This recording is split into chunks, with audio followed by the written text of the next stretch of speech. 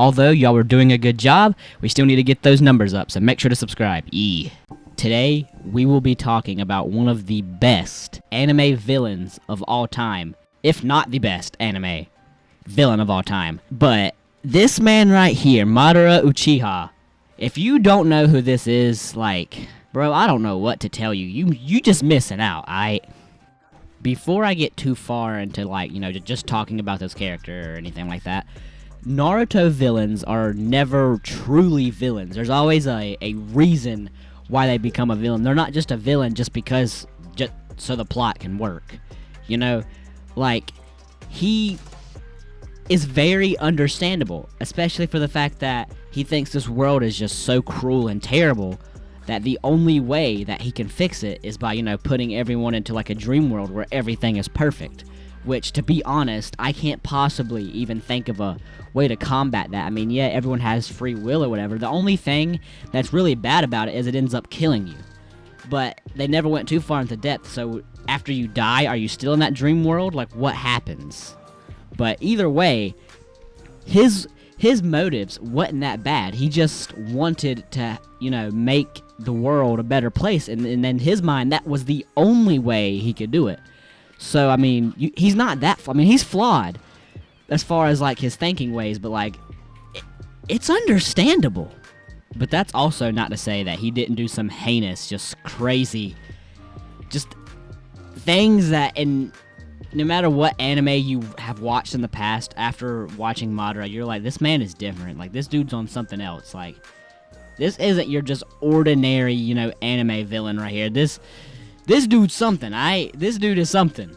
Like, bro is technically the one that started, you know, the entire, you know, Shinobi War. I mean, the best way to explain him is he is willing to do anything for his cause. Like, there is nothing that he wouldn't do in order to make that dream happen. Like, there is nothing. There's no talk, no jutsu. There is nothing you can do to snap him out of what he's going for. There is just nothing. Like, this man is crazy, alright? He might have, you know, some beliefs that are, you know what, like, they're agreeable with. But for them, this dude is still crazy. But, you know, he's also determined. He's not going to give up. And he doesn't give up. He ends up getting manipulated. And to be honest, I know people always, like, talk about, like, oh, like, they like him less because he was manipulated or something. The only thing he was manipulated on by Zetsu was merely just the fact that Kaguya was going to be, you know, revived through him and he was going to die, which is, I mean, yes, that's bad, but, like, he still pretty much accomplished what he was going to want. He just kind of lost at the very end because, you know, he's not the main character. But, like, he got a lot of his things to come to fruition. I mean, it's not like he failed miserably on everything. Like, for the most part, this dude's a W. Like, bro can split mountains. Yes, you heard me. In his giant Susanoo form, he can split mountains with ease with his giant katana.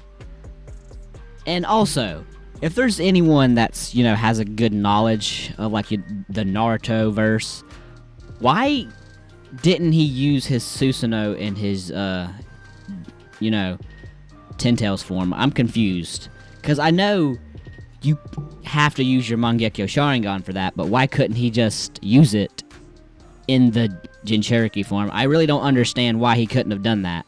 Because, if I'm not mistaken, Obito was using his Sharingan with it, so it's not like he's stuck in Rinnegan. He can use it, so why didn't he? That would have been so cool. But, you know, they can't. There's some things that, you know, shows that just aren't going to do, because, you know, it'd make him even more overpowered. And the main reason why Madara was the one that had to be, you know, like they had to revive Kaguya through him was mainly because of the fact that he was too powerful and they couldn't find a way to stop him. This man was so powerful, the author couldn't even kill him. Just think of that.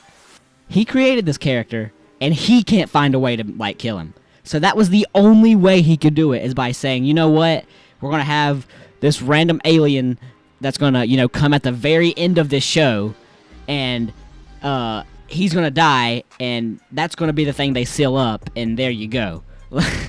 Like, that was the only thing he could think of to kill this man. Like, at one point, because at first he's a reanimation. He's not truly alive. So, when it's time for him to, go back to being dead, he goes, nah, I'm alright, I'm good. Like, I'm gonna just stay alive. Like, screw that. Like, bro, you can't tell death just, nah, I'm good, I'm alright. I don't feel like dying right now. I'll die later. This man... Like, I'm laughing not because it's funny, but just because of just how crazy and heinous, like, the things that this man does on a daily basis. Like, every episode he's in, he's doing something crazy. Not to mention, he completely solos the 5 Kage with ease. Like, they asked him why he was holding back at the beginning, and he's like, why would I go full force when fighting mere children? Like, this bro is even cold with it, too. And also, he drops this pretty much planet-sized thing on the Earth or whatever, and they somehow get away to stop it. And then he's like, alright, good with that one. Now, what are you going to do about the second one? Like, the anime community as a whole just decided that this man is, or has, Black Air Force energy. Like, I mean, CJ the Champ is the one that's the most popular, known for, like, doing those types of things, but the whole anime community agrees with that. There is not a single person that knows who Madara is and just doesn't agree, because he just is. He's gonna do, like, he got obliterated. Half of his body gone. You know what he does? His I, Madara, declare you to be the strongest taijutsu user of all. Like, bro just about died, and he starts complimenting them. Bro's confidence is crazy. But he's definitely confident and not cocky, because there's a difference, because he backs up everything he can do. Like, there hadn't been a single point to where he bluffed on his power, or, like, saying that he was stronger than he was, because he doesn't have to, because he literally was the strongest. Like, there wasn't really anyone that could beat him, like, solo. Like, Madara is just that guy. That's the only way to put it. Madara is that guy. That's just the only way to put it. Well, there is one guy that can solo him, but that's Hashirama. But I think he'd have a lot of trouble if he had the Ten Tails. I don't think Hashirama could have even stopped that in his glory days. And if you want to argue about that in the comments, go right ahead. I still don't think Hashirama could beat him with Ten Tails. I definitely don't think that now. There's definitely people that disagree, because there are just some people that think Hashirama can beat everything, when Naruto in his prime beats Hashirama. And if you want to argue about that, you can do that too. Well, and before I get too far into who beats who, because I could be here all day talking about that, I just wanted to make sure the goal of this video was to, spread awareness of Madara Uchiha, so, if he knocks on your door, you'd know to run. And hope you've enjoyed. I know I've been gone for a week, but I'm sort of back. I was gonna, try to say that I was gonna get, a full week's video done this week, but, it's not gonna happen. But, yeah, make sure to like and subscribe, keep on, watching my content. I'm definitely not gonna stop. I mean, it might be a little bit slower for a while. I mean, I'll get my, schedule back, but just bear with me these next few weeks, alright? Make sure to like and subscribe, as I already said, and,